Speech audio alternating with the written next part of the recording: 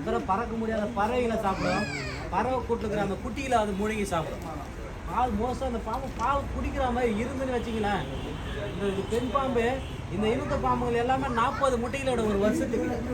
அந்த 40 முட்டையிலும் பொறிச்சோன்னு எங்கே தெரியுமா போகும்? ஸ்ட்ரெயிட்டாக ஆவின் குத்து பால் தான் போகும். 40 பாம்பு குட்டி பால் குடியிருக்கு.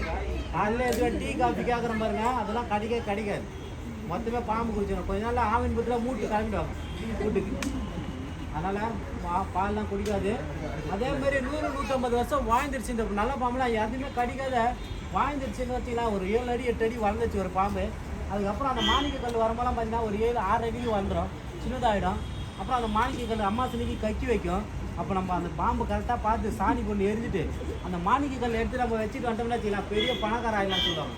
அந்த ஒரு கல் கிடைச்சாலுமே இந்த பாம்பு பற்றி நான் மாணிக்க கல்லாம் வராது. அந்தமாரி அந்த ஒரு மாணிக்க கல் எடுக்கிற மாதிரி வச்சுக்கலாம்.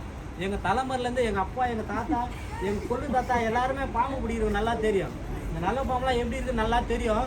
எனக்கு இந்த மாதிரி பானைகள் எல்லாம் பெரிய பெரிய அண்டாங்களை சேர்த்து கல் நிறைய வச்சிருக்கலாம் எனக்கு.